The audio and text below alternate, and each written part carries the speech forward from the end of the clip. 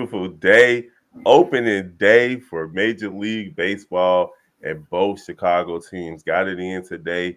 The Cubs were at home versus the Milwaukee Brewers, while the White Sox hit the road to face the reigning champions, Pac-Man, the Houston Astros, and both squads got W's today. Hey, it feels good, man. It does. Hey, I got to give it to the Astros. They still won today.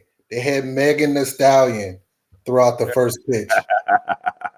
Hey, you wouldn't expect nothing like that from baseball, but Megan the Stallion throughout the first pitch for the Astros, yo. I'm not even mad at that situation right there. I'm sure a lot of gentlemen weren't upset with that. But yeah, man, good games. We're gonna start with the first game of the day between the Chicago Cubs and the Milwaukee Brewers. Now that's a division rivalry game right there already to start off the season. And I know it's way too early for that type of stuff to really matter, but you when you're playing against somebody that you got to play so many times in the season, it feels good to get that victory, even if it's on day one. Yeah. Hey, I'm gonna take this win with a grain of salt. I'm not gonna jump out my seat and be like happy. I always say win every game if you can. Take the series, set the tone, whatever you want to say. But hey, they did this last year. They beat up on Kermit Burns, like when they first saw him, like last year, and then after that, they just could not hit him no more. They He went and just ran rush out through the Cubs throughout the year. So I'm happy they took this W today. But they look good actually. Let me take it back. They look really good. Yes, Stroman was out there just taking care of business, man. He controlled the game, 8 strikeouts. I think he only had 3 walks. What do you think about Stroman today? Hey, Stroman went out there and he pitched like the Stroman 2016 to 2019. You know what you go out there, you put in that work.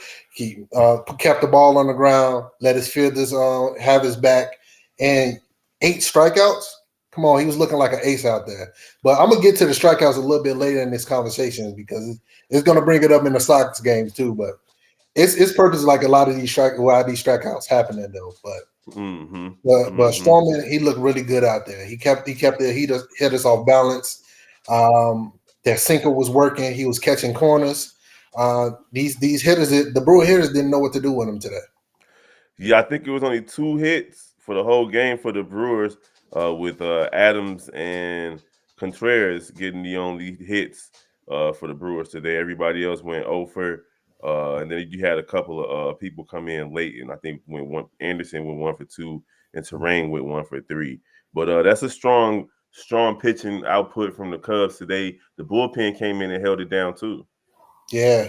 I've still got a little concern for Keegan Thompson, man. His fastball wasn't there like we used to. We used to him pumping out 96, 97. He was working at like a right around like 91, 92. But it was getting the job done. He looked like he focused a little bit more on the secondaries with the cutter and the changeup. I didn't see him throw a slider too often, but he got the job done in his appearance. So good job for the bullpen. They did what they needed to do. We saw Boxberger, who came in and had a little trouble. He did go into like a couple of hitters deep in counts. Had a 8 pitch account, 8 pitch at bat with one of the hitters. I think it was Bryce Terrain. He had that 8 pitch at bat. Mm-hmm. So, Yep. that's your setup, man. You don't want to see stuff like that. You want to see quick outs. You want to at least see some strikeouts and some punch outs. You don't want to see them, on top of his pitches. You don't want to see him they making contacts or fouling off his best stuff. So, but we'll work that out as the season go along.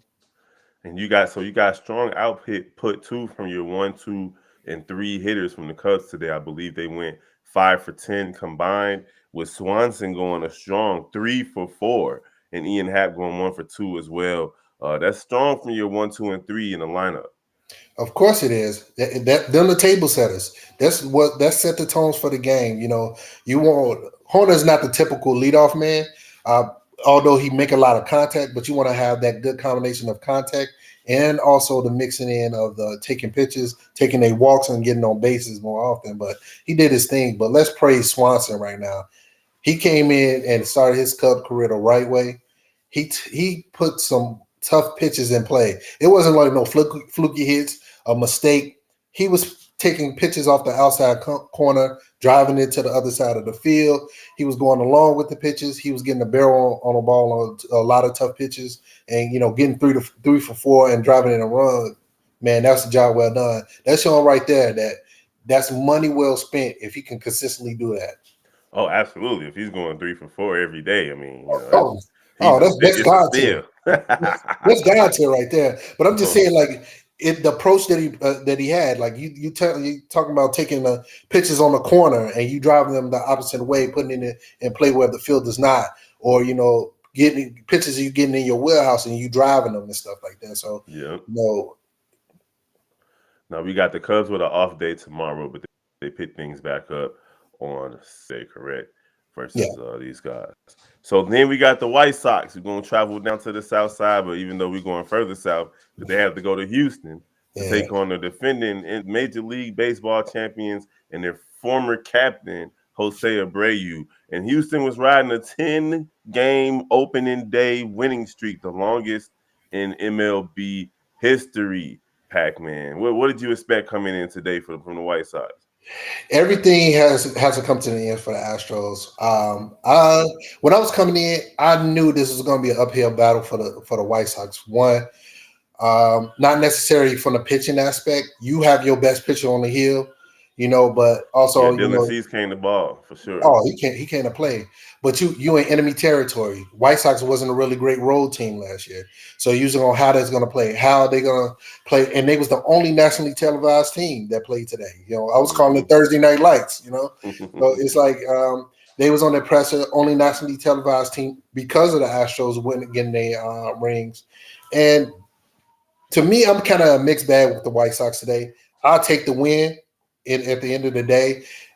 We can go back to the win ugly, whatever you want to do, but it's a lot of things. While I was dissecting the game, I'm not like a hate other Sox or anything like that. I only troll the people that want to troll me about the Cubs. But I sit down and I really watch these games, and I want them to succeed because Chicago baseball win if both teams are winning. So you had a strong output from a strong outing from Dylan Cease with 6 in the third innings pitch, as well as he only gave up 2 hits, and that earned run is, I think that was kind of bummer through the bogus pitch, in the dirt. You never trust a guy named Bummer. Right. Well, he redeemed himself on the 2 strikeouts, and he didn't let those runs in. But the biggest thing of the story. The biggest story of the game was Cease, who led the league in walks, did not walk anybody.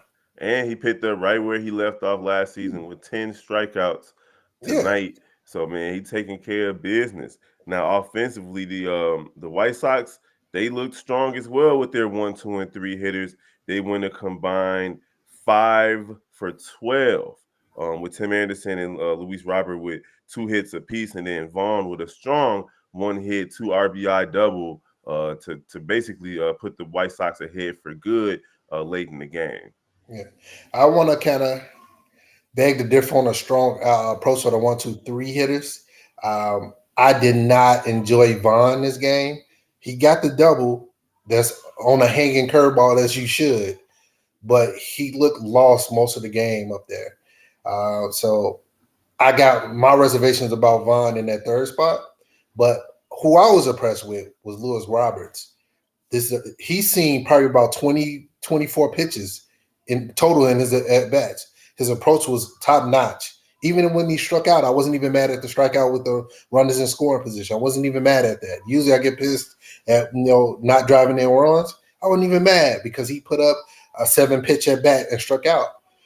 He came in the game with an approach where, as he was known to swing at the first pitch and be aggressive on all balls. Now you looking for your pitch, you hunting your pitch. That's growth right there, and that's showing that he's going to be a better hitter this season than he has the past 3. Now everybody got a hit today except one person, Eloy Jimenez. My man went 0 for 5. Now that right there is not a good look. The White Sox are expecting a lot more from Eloy Jimenez to at least draw some walks or something. Like, you can't go 0 for 5, my guy. Oh, man, 0 for 5 with 2 Ks. He looked uncomfortable at the plate. And that's the one thing I want to really talk about and dive in. And this is something that kind of will correct itself over this as the season go on. A lot of the batters will get their timing back because of the pace of play. They will adjust to it, but we're going to see a lot of strikeouts the first half of baseball, and it's going to be like lopsided games. You're going to see like today we seen two games where both teams scored a combined 20 runs. Mm-hmm. And then also we seen games where a guy went 4 innings and struck out 12 batters. So you looking at aspects of this is the pace of play. If it's looking if your off-speed pitches is hitting these spots, fooling the hitters, you're gonna get them out striking out. And I think that's gonna be something to watch the first few weeks of the season to see if the timing can be adjusted. Because one at bat with Kyle Tucker, where he struck out. He got two fastballs right down the middle, and he was late. He was like, he was super late on them. Like, dude, this is your wheelhouse. You would have matched this last year. Now, this makes me wonder if these new, and we're talking about the new rules. You guys are checking out Chicago Baseball Central on Chicago Baseball Central, YouTube, so on and so forth. We're talking about the Cubs and the White Sox. But right now, with the new rules, pitches are coming in quicker. Players are kind of late. I expect there to be an adjustment, but it's going to take a little while for players to adjust. And it makes you wonder, Pac-Man, if they practice with the pitch clock and things like that. Like if they give it more when they're practicing, if they're doing more in-game type simulation circumstances, or if they're still treating it like regular baseball. No, of course. They've been doing the pitch clock since, February when they have live batting practice or they doing live simulation games. They do it with a pitch clock, and the pitcher got to find that rhythm to throw the batter. So they've been doing this since February, since the start of spring training. But you trying to unlearn what you learned probably like since you was like 6. Well, not since you were 6, because I don't think they have. It was a couple of things that they didn't have in the minors, but you're right about the pitch clock. But they didn't have a shift in the minors, so they had to adjust to that. And now they've changed the whole shift rules and things like that too. I'm excited. I think the games today were about 2 hours and 40 minutes type situations. That's dope. Like you typically with baseball, you're expecting 3 hours plus. Like you settle in and basically get ready to take a nap. Yeah. And much to the contrary of how baseball play, it's not much of a difference. They already clocked it as saving like 32 minutes. But 32 minutes is a lot, but it's 32 minutes of time they really saving. No, so that's good. That 32 minutes that they saving is great. It's good. But historically, over time, like games was like probably averaging about 305, 310 at the most, unless you're getting those high offensive games that's going to 4 hours. I get the run on second to kind of like push the game into, to end early. I get that, but now it is cutting down a lot of the time. One thing I would have kept in is the pitch over. I don't get how, pitching over the first base is going to slow the game down. But, it is what it is. But it's taking a lot of advantage from the pitches doing the pace, because you're going to, throughout the season, you got to look at these pitches that gather themselves during in between pitches, just like batters who take the time to adjust and get ready for those pitches. Well, it's about to go down. All right, man, we're going to call it one, man. It was a great day for Chicago baseball fans in general. We got to see Northsiders and Southsiders take care of business. Cubs are off tomorrow. White Sox have to take on Houston again tomorrow night. More games. Yes, it's going to be a nice 4-game series to start the season for the White Sox, and hopefully they can go ahead and knock this win out tomorrow and at least secure the split with these guys. But I don't anticipate that they bat's going to be as quiet tomorrow as they were tonight. But it was good to see Jose Abreu. I know he was kind of nervous. He probably had some nervous energy playing against his former squad. But it was good to see him out there, man. Shout out to Jose Abreu and shout out to Houston. Anything else you want to say before we zip up out of here? Hey, baseball is finna be exciting. You're finna see a lot of strikeouts, a lot of home runs, a lot of high-scoring games. It's just going to be lit this season. And also, it is going to be the Showtime show this year, because this guy finna play out his mind over at the Angels, and also he's going to be traded in July. So, I mean, he's going to be a Cub. I'm calling it right now. He's going to be a Cub. All right, that'd be dope. That'd be dope. All right, y'all. We'll see y'all next time. Peace. Yeah.